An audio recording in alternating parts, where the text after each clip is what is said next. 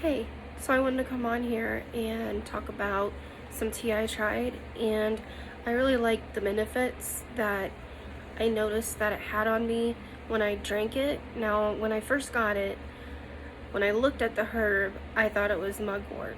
So, if you want to kind of see what my thoughts are and also what I found out through research, stay tuned.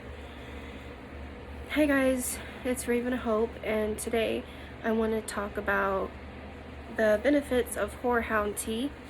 And I got it in my witch casket, and I at first thought it was mugwort. It is not mugwort, and I'm gonna go ahead and show you right now. So when I looked it up, this is a tea that could be used for a lot of benefits, but the one thing that they wanted to kind of promote in their witch casket was creative flow. So this is going to help open up your mental blocks, and it's going to promote more mental clarity. It's going to give you more creative ideas. It's really going to unlock a lot. What I've noticed when I drank it was very soothing. I didn't really care for the taste so much, but it does kind of, in my opinion, taste like a black licorice. And right now I have the COVID, and I'm taking it just to see what else I can try to help my situation as much as I can, which we know that there's no cure. But I wanted to try it, and I like that it did, in fact, give me a lot more clarity. I wasn't as anxious, and I noticed my body was a lot more calm. I noticed that I had less mucus, and that is one of the properties and the benefits of that is having less mucus. With asthma, I also found out doing the research and also the benefits that I was starting to show drinking this tea was it does help the bronchial airways, and what it does is it really just clears out the bronchial tubes. So I could really, to me, I feel like I could even taste a little bit of it, and right now I have no smell and taste, but my taste is starting to come back slowly. So when I drank this, I felt like after I drank it, things were a lot more noticeable what I was drinking, and beforehand it was all just really faint and dull, and it was really frustrating for me. So when we look into the attributes, I found out that the correspondence is Mercury. It's also an air element. It's very masculine, though I do find it has a lot of feminine energies to it. I also researched that it is connected to the god and goddesses, which mainly is Isis, Horus, and I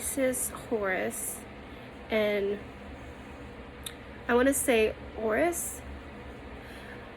Anyway, it has a lot of interesting qualities. When I look at it, it kind of reminds me of a little bit of kind of like lemongrass, the little chunks in it, and then the more fluffy parts of it, which is part of a flower.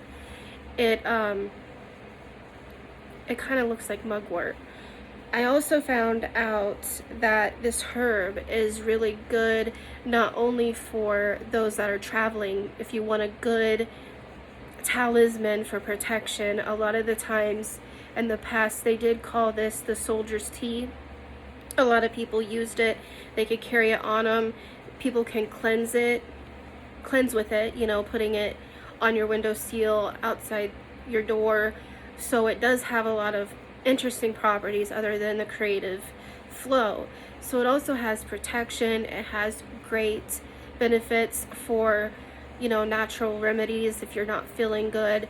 The other thing that I thought was pretty interesting about this was that not only was it a good protection and cleansing herb, it's also, in my opinion, when I read it, it kind of gave me the intuitive ability of kind of connecting with it individually, if that makes sense. Like, I do feel like it does have not just a protective property, it also has a very subtle guardian energy over it. So I feel like you could also use this if you want to promote connection with deity or with the elements or with your own intuition. I feel like pairing it with mugwort would be excellent for maybe even burning it as an incense if you don't want to drink it as a tea. I haven't tried that out yet, but I'm kind of curious to see what would happen when I burn it. It also, I'm trying to think of the last thing that I read about it, but it was a great article. It was from the Witchcraft Way, and it was an article on their website. But I was just kind of impressed by this herb, and I wasn't expecting much that the attributes was going to carry, but I think it's going to be one of my extra favorites, excuse me, and I'm really going to have to buy some more. The other thing, there's something else that I just cannot think of it, but I know people use it. There was the other thing. I want to say money, but that's not right. But I just find that I want to explore this a little bit more and come back, but I really just love the attributes of this, and I get a warm feeling when I hold it. So I do feel like it does have a lot of fae energy, and I know people will not like that, but I do feel that it has a lot of magical properties. It kind of helps you connect to the part of the psyche.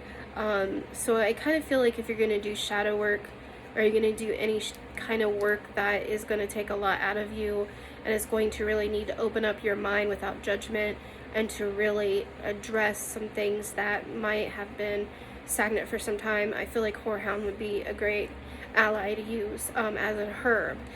And when I noticed that my energy went up a little bit after drinking it. Now again, I'm not really a fan of the taste, but I will endure it because of the benefits that it has created for me.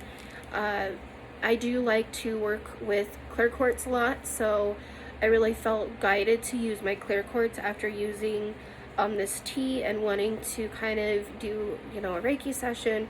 So I do feel like it would be a great practice to drink some when I'm going to do Reiki or I'm going to work with my clear quartz, because you pairing those is really going to amplify the energies. Again, what stuck out the most, again, it was a cleansing, it's protective, it brings a lot of mental flow, it helps kind of, to me it would also be a good stimulation for dream work, in my opinion, because you're really releasing all that stagnant energy before you go to bed. So maybe pairing it with some chamomile and some lavender with it, I think that would be a good thing. But again, I want to know your guys' opinion and what you kind of find with this herb. If you've used it or you've drank it, and if you get the witch casket, what'd you think of it? But I really want to do some more series of talking about crystals and tea, but right now I think this is going to be one of my monthly favorites. And I don't have very much in there, so I'm going to have to use it sparingly, and I use just a little bit. I would say like a small pinch of it, and it brews nicely. It doesn't, I know some teas, they'll kind of leak out if you have one of those mesh balls. That one didn't do that for me, which surprised me because a lot of them do, like I said. But overall, I think it's a great herb. I want to get to know it better, and I really think it's going to be a staple in my practice, and also when I kind of recommend to people if they want to try something different. And again, always consult your doctor. I'm not telling you to just bottoms up, it was something that I wanted to try.